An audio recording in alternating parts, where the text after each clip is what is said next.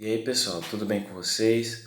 Bom dia, boa tarde, boa noite, boa madrugada, né? Dependendo aí da hora que você esteja assistindo. Professor Ziel, professor de Física, mais uma vez aqui com vocês. Estou representando novamente todos os professores de terceiro ano do ensino médio do SET Isica de Souza Brito. Nós iremos abordar nesta videoaula indução eletromagnética. Esse conteúdo está no capítulo 10, na página 164 do livro didático de vocês, ok? Então, peço a atenção de vocês, tomem nota daquilo que vocês acharem necessário e vamos lá, solta a vinheta.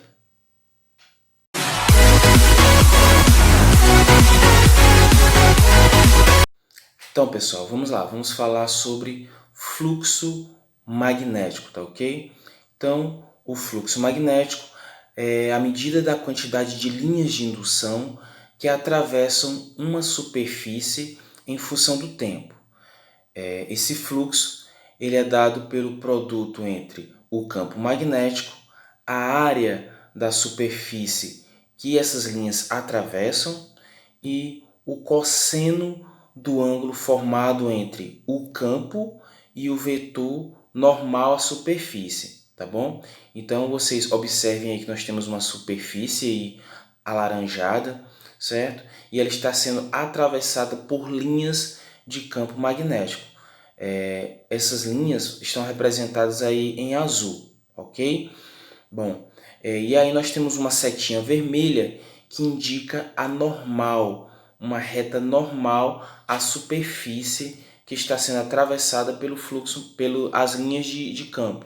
O que seria essa normal? Seria uma reta que ela é perpendicular à superfície. Ó, eu vou pegar aqui um livro, tá?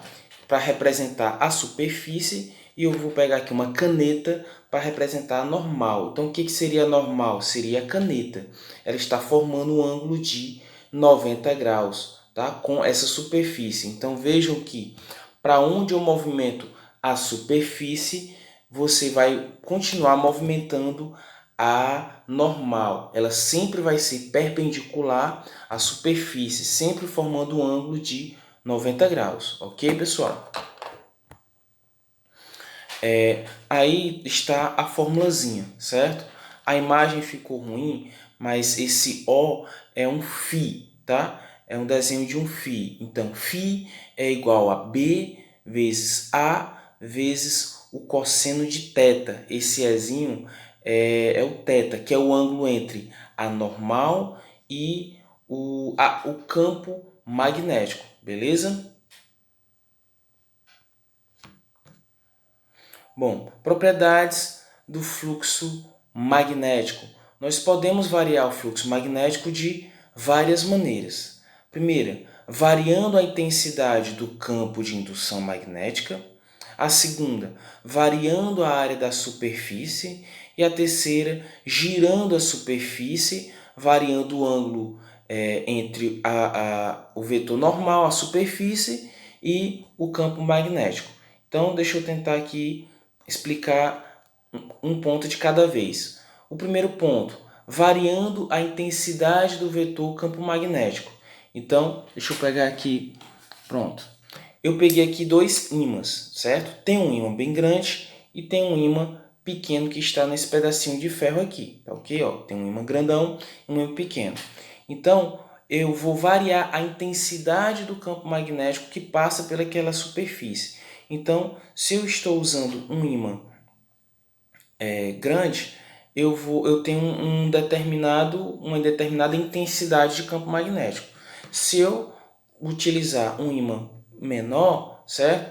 Ele vai ter uma outra intensidade de campo magnético. Então, quando eu faço essa alteração, eu vou estar variando o fluxo magnético em uma superfície. O segundo ponto diz que é variando a área da superfície. Então, por exemplo, eu vou pegar essa caixinha aqui, certo? Uma caixinha de um carimbo e ela tem uma determinada superfície. Então, essa caixinha, digamos que está aqui imersa em um campo magnético. Como é que eu vou fazer para variar essa superfície? Eu vou colocar aqui agora uma superfície maior, tá certo? Então eu peguei aqui um livro. Então esse livro ele tem uma superfície maior. Então eu vou variar o fluxo magnético nessa superfície, tá certo? E o terceiro ponto é girando a superfície, variando o ângulo entre a normal e o vetor campo magnético. Então eu vou pegar aqui novamente o livro, tá? Então o que eu vou fazer? Digamos que tem linhas de campo atravessando essa superfície do livro. O que eu vou fazer? Eu vou girar, certo? Quando eu giro, a reta normal também vai girar junto com a superfície, tá certo? Então, está aqui o livro, ó, bem retinho, digamos que ele está fazendo o quê? A normal está fazendo um ângulo de 0 graus com o campo magnético. Então nós temos aqui uma certa quantidade de linhas. Quando eu giro um pouco, certo? Essa quantidade de linhas que atravessa essa superfície não vai ser a mesma, tá certo? Olha só, aqui está a normal, lembrando que a normal aqui é a caneta, ela está no ângulo de 0 graus com o campo. Quando eu faço isso, ó, a normal ela já tem um ângulo diferente, tá certo? Então, de acordo com a formulazinha que a gente viu agora há pouco, ó, o cosseno desse ângulo vai influenciar no fluxo magnético. Portanto, esse fluxo magnético sofrerá uma variação, uma mudança. Tá?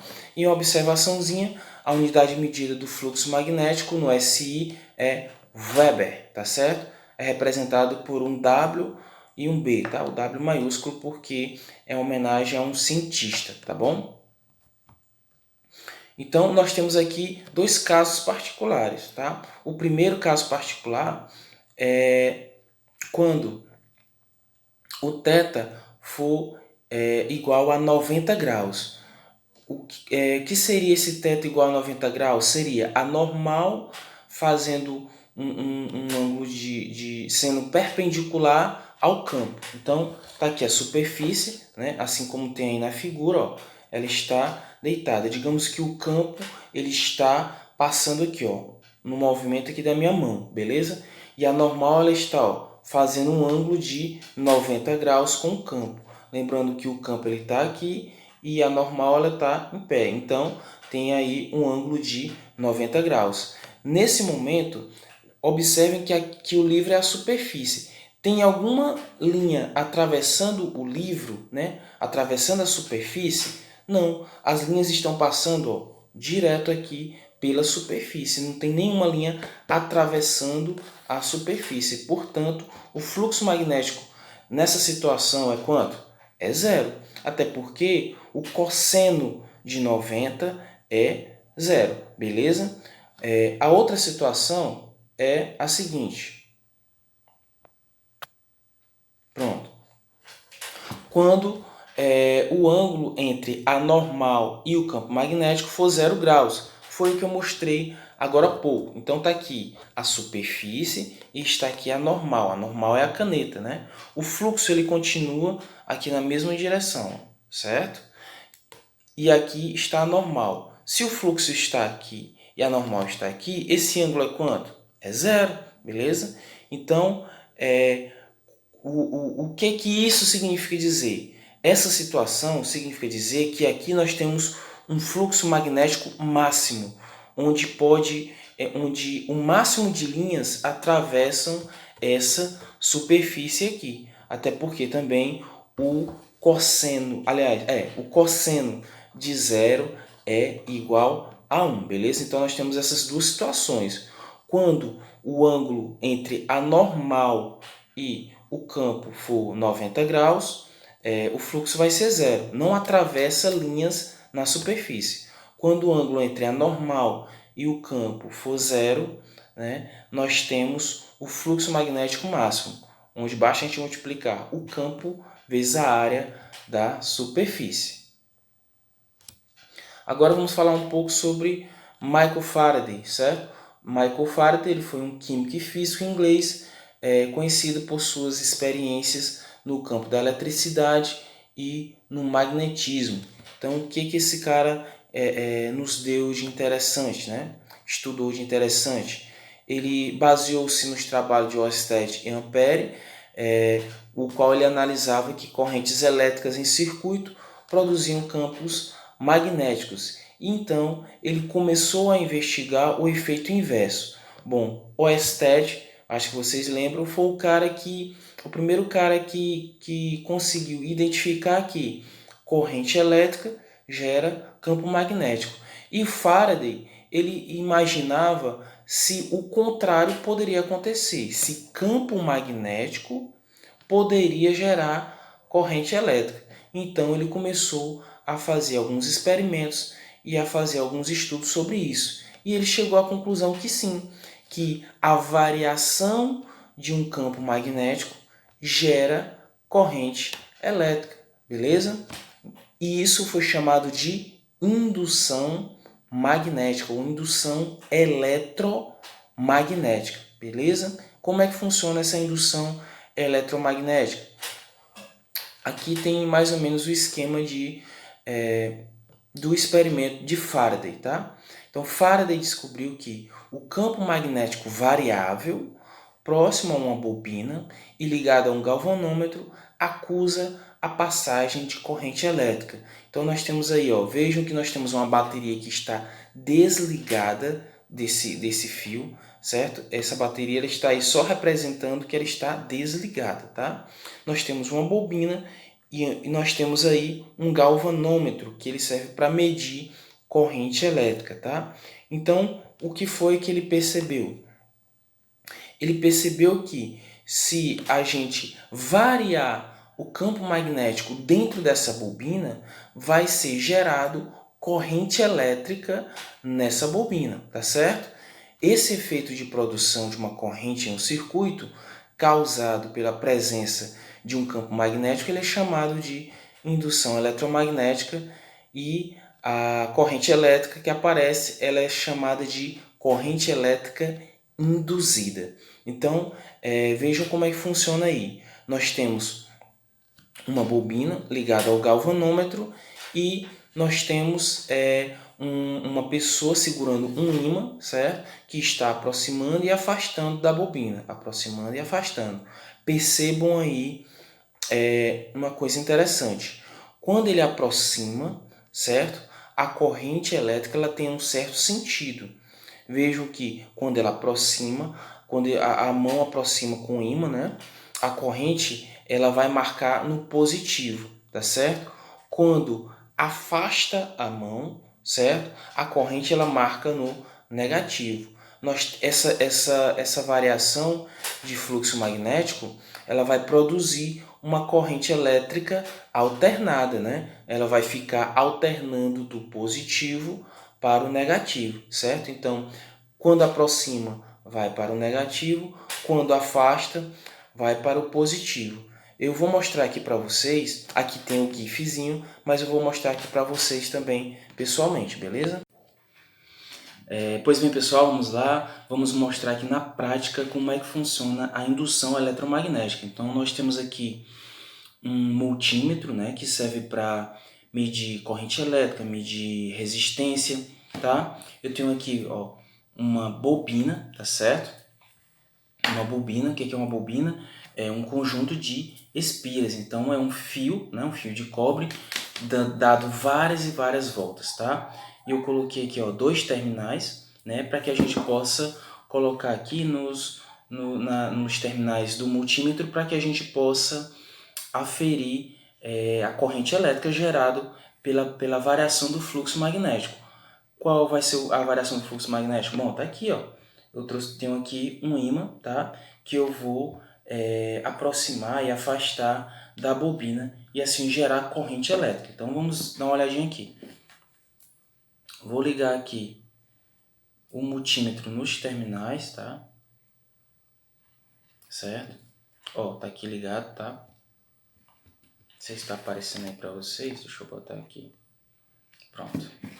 E aqui eu tenho o multímetro. Vou ligar aqui ele no ponto de corrente alternada, beleza? Tá dando quanto aí? 0, né? Beleza? Não tem presença de corrente. Aqui tem um ímã, certo? Então, o que nós vamos fazer? Nós vamos variar o fluxo magnético, né, dentro dessa bobina. Então, como é que a gente vai fazer isso? Aproximando e afastando. Vejam só. Certo? Ó.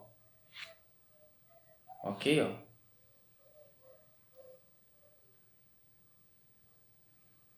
Certo?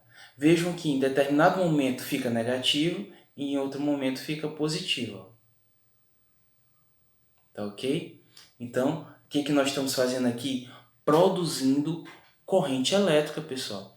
Eu estou fazendo o quê? Ó? Variando o fluxo magnético dentro desta bobina aqui, tá certo? Então, percebam que num determinado momento nós temos uma corrente positiva, em outro momento nós temos uma corrente negativa, certo? Lembrando que essa variação a gente pode fazer de diversas formas, né? Eu posso aproximar ou afastar o ímã, eu posso aproximar ou afastar a bobina, tá certo? Ou a gente pode também girar a bobina, tá certo? Ó, movimentar a bobina. Vou girar aqui a bobina, certo? Eu estou fazendo o quê? Eu estou variando a área que está passando o fluxo magnético dentro da bobina. Ó. Se eu fizer isso, eu estou girando, né?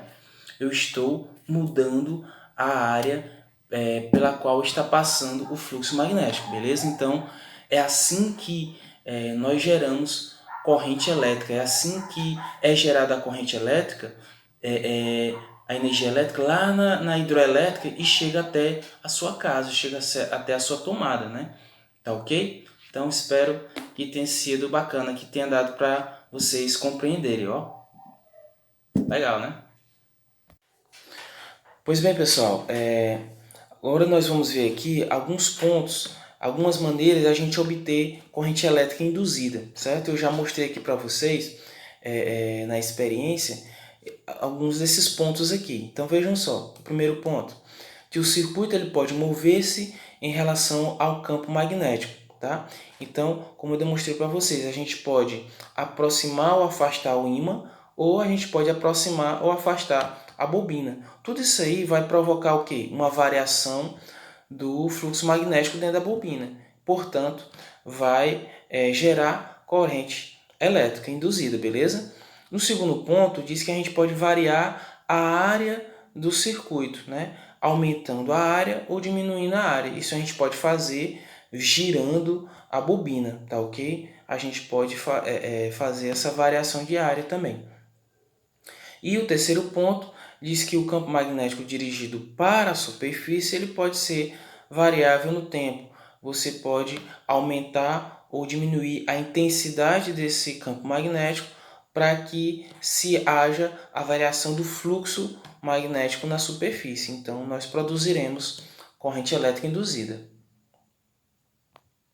Agora vamos aqui para a lei de Faraday. O louco, ficou horrível aqui, né? Pois bem, agora sim, pessoal, vamos lá. Vamos falar sobre a lei de Lenz. Ao variarmos o fluxo magnético que atravessa uma espira, é criada uma força eletromotriz induzida, que é dada pela taxa de variação do fluxo magnético em função do tempo. Então, nós temos aí a formulazinha, né? Φ, né? É igual a um sinalzinho de menos, certo?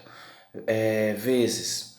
Aí nós temos o ΔΦ sobre ΔT. O ΔΦ é a variação do fluxo magnético e o ΔT é o intervalo de tempo que houve aquela variação, certo?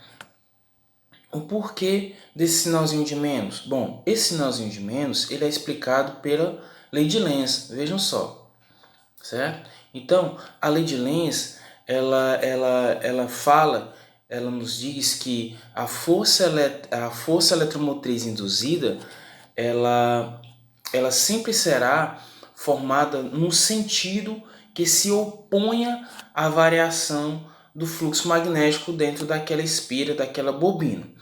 Como é que isso acontece? Vejam só que eu coloquei aqui um gifzinho, né? Vejam que o ímã está se movimentando. E nós temos aí uma bobina parada, certo?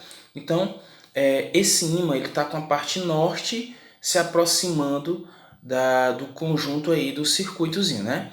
Então, vejo que quando ele se aproxima, né, é criado um polo norte aqui na proximidade de onde ele está chegando, tá certo? Quando ele afasta, é criado um polo sul. Então, tentem perceber aí, tá ok? Esse movimento. E aí vocês percebam também que a corrente ela tem um sentido quando o ímã se aproxima e ela tem um outro sentido quando o ímã se afasta. Então, esse é o motivo do qual tem aquele sinalzinho de menos lá na lei de Faraday. Essa alteração, né? Essa variação do polo norte e polo sul, ela é para como a lei de Lenz diz, para que se haja uma oposição à variação do fluxo magnético. Então, por exemplo, quando o polo norte está chegando, certo? Quem é que se opõe à chegada de um polo norte? É um outro polo norte, certo? Por quê? Porque se tenta evitar a variação do fluxo. Polos iguais não se afastam, então se cria um outro polo norte para que não haja essa variação. Mas quando o ímã está próximo, que ele vai afastar, né? Quando ele vai afastar, o que se cria? Se cria um polo sul, para que esse ímã não se afaste, para que não haja uma variação do fluxo magnético, ok? Então, tentando trazer aqui para o cotidiano, eu gosto de citar esse exemplo, é tipo aquela pessoa que você tá afim dela e você começa a conversar com ela e ela fica botando boneco, né? Botando banco. Você diz, ô minha filha, não sei o que, bora lá, vai dar certo e tal. E aí, bora nós dois. Aí a menina pega e diz, não sei o que, não quero não sei o que, não vai dar certo e pá. Aí você pega e diz, aí quando você vai saindo, você diz, né? Não, pois tá bom, eu vou ficar ali com fulana, né? Aí ela pega e diz, não, vem cá, fica aqui, bora lá, vai dar certo, bora nós dois.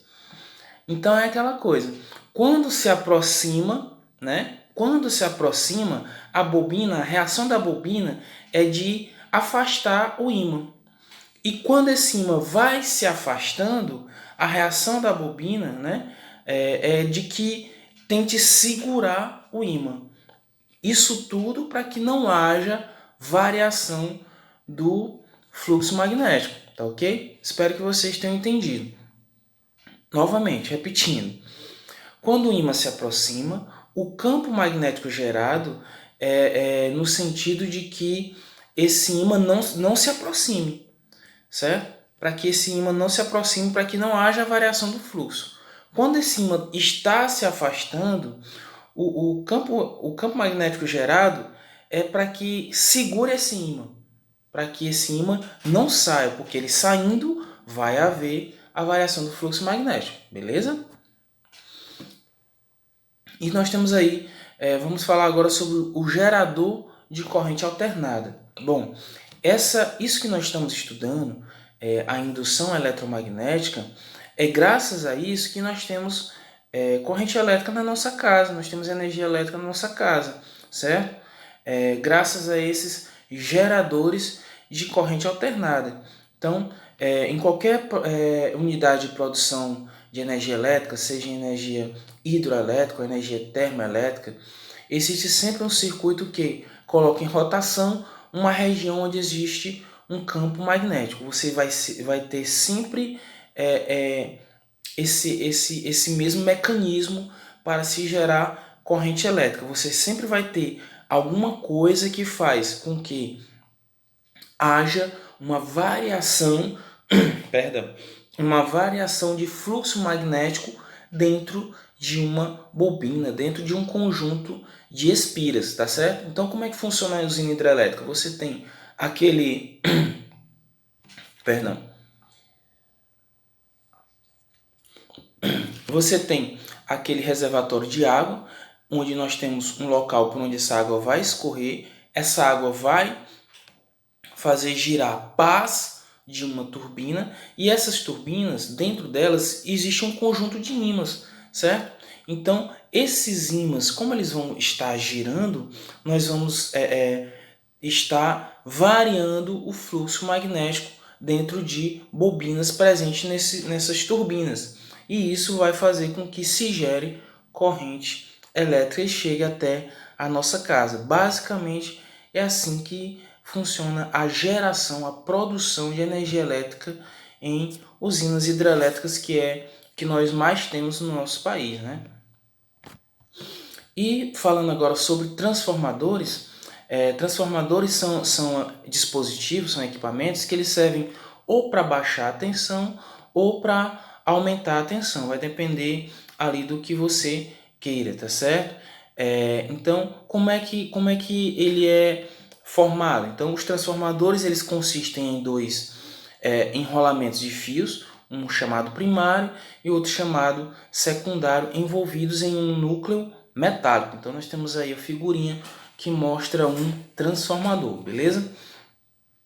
A passagem de corrente elétrica alternada no enrolamento primário induz a formação de uma corrente elétrica alternada no enrolamento secundário. A proporção entre as correntes primária e secundária depende da relação entre o número de voltas. Então, percebam que no enrolamento da esquerda, né, nós temos aí uma quantidade menor de voltas, né, ou seja, menor de espiras, do que no enrolamento da direita. E aí, dependendo para que você quer esse transformador, você vai ligar uma fonte de tensão em um ou em outro. Por exemplo, se você quer aumentar a tensão, então a tensão que você quer aumentar, você liga no que tem que tem menos espiras, né? Para que você aumente essa tensão e essa tensão saia naquele onde tem mais espiras. Se você quer o contrário, se você quer baixar a tensão, você liga a tensão no que tem mais espiras, né? E quando chegar no que tem menos, a tensão vai estar menor, tá certo? Essa questão de aumentar a tensão e baixar a tensão vai depender do número de espiras, do número de voltas desses fios aí no núcleo metálico, beleza? Então nós temos aí, ó, o enrolamento primário é ligado diretamente a um gerador de força eletromotriz, né? Tem que ser alternada, se for uma corrente contínua não funciona. E aí nele forma-se uma corrente elétrica de intensidade e sentido variado, gerando um campo magnético no condutor, tá certo? Esse campo magnético, ele então é concentrado e amplificado pelo núcleo de ferro em direção ao enrolamento secundário. O campo magnético variável, nós sabemos que ele induz corrente elétrica, e aí nós temos que, dependendo da quantidade de voltas, né, nós temos aí um aumento ou uma redução na tensão elétrica original, tá bom? Pronto, eu coloquei aqui nessa figurinha. Olha só, o transformador de elevação e o transformador de redução. Então, no transformador de elevação, a tensão, né, a tensão original, ela chega no enrolamentozinho onde tem menos volta e ela sai, né, no enrolamento onde tem mais volta, se a gente quer elevar, se a gente quer aumentar a tensão. Já no transformador de redução, a tensão original ela chega no que tem um número maior de voltas, né, e sai no que tem um número menor de voltas. E aqui tem as formulazinhas que tem a proporcionalidade entre os dois, né?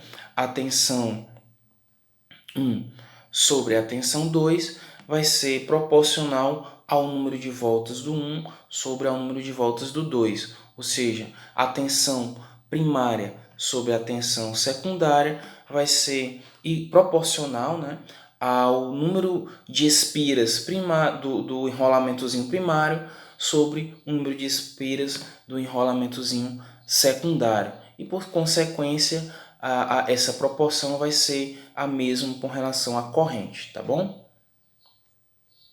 Agora nós vamos aos nossos exercícios. Então,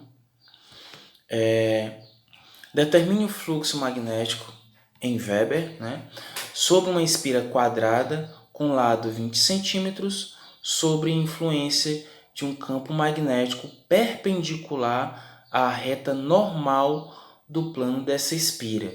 Então, aqui está a espira, é o livro, tá? Aqui está a reta normal com relação à superfície, e aí a questão nos diz que o campo ele é perpendicular à reta normal. Então o campo ele está fazendo isso. Perdão. O campo ele está fazendo isso, certo? Aqui está a espira e as linhas de campo elas estão passando aqui, certo? Só nessa visão que eu estou dando para vocês, ó. Aqui está a espira, aqui está a normal e aqui estão as linhas. Só com essa ilustração que eu estou fazendo para vocês, dá para a gente compreender o quê? Que não tem linhas de campo entrando na espira, certo? Essas linhas elas estão passando aqui, ó, por cima. Não tem linhas de campo entrando na espira. Se não tem linhas de campo entrando na espira, cara, o fluxo magnético dentro dessa espira vai ser quanto? Vai ser zero. Então, o campo magnético ele é perpendicular ao plano da espira, o que significa que não existem linhas de campo passando pelo material, portanto, nesse caso, o fluxo magnético é nulo, é zero, até porque o cosseno de 90 é zero. Então, multiplica tudo por zero, vai dar zero. Alternativa A, beleza? Vamos para o exercício número 2. Uma espira circular de raio 0,2 metros está sob influência de um campo magnético de módulo 5 Tesla. Determine o fluxo magnético sobre a espira, considerando que o ângulo entre o vetor campo magnético e a reta normal ao plano dessa espira seja 60 graus. Agora aí sim, nós já temos um certo valor. Então, digamos que a espira está aqui, né?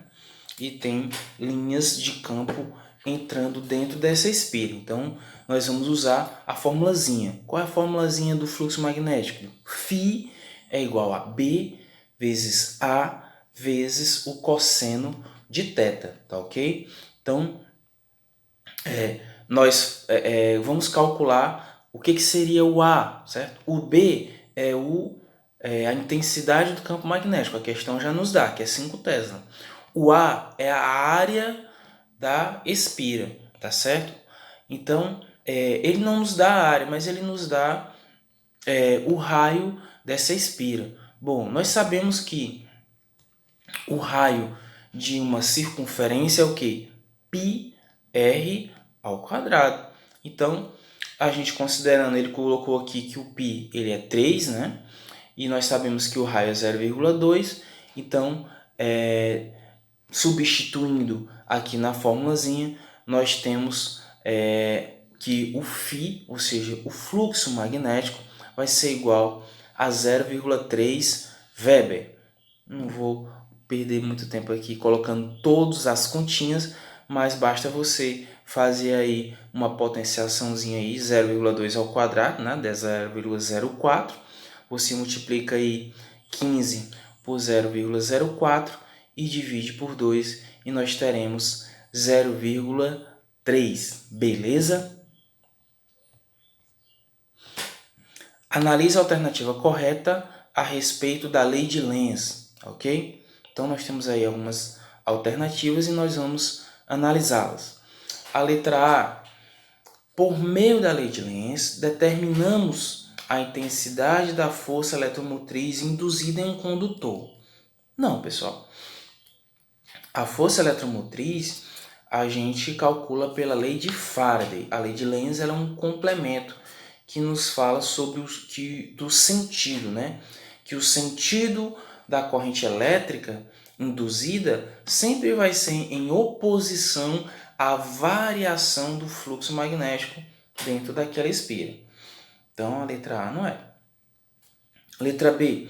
A lei de Lenz relaciona a variação temporal do fluxo magnético com a intensidade da força eletromotriz induzida em um condutor.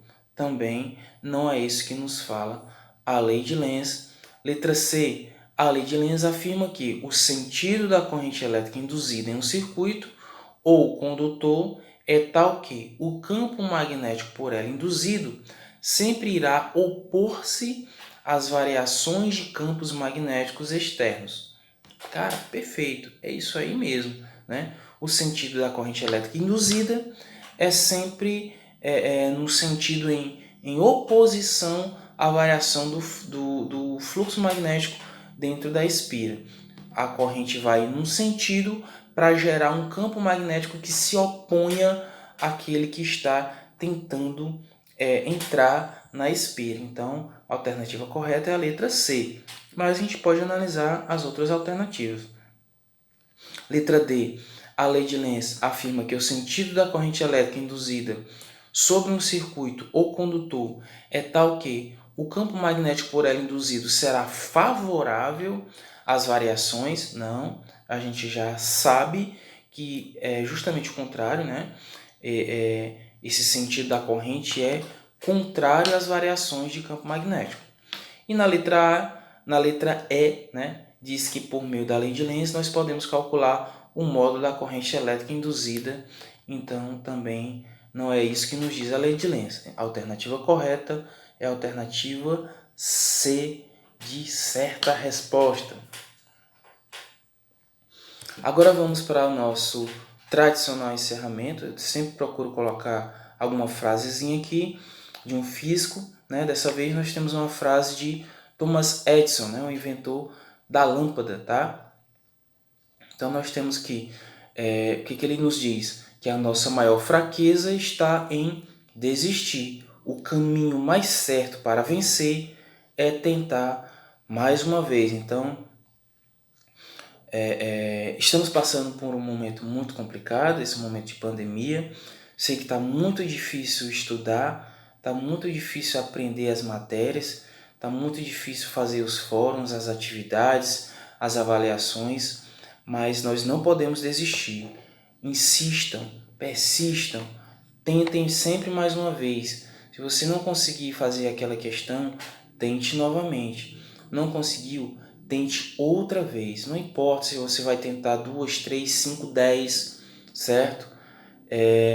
Dizem que Edison ele tentou por várias e várias vezes fazer com que o filetezinho dentro da lâmpada ficasse aceso e sempre queimava. Ele nunca conseguia.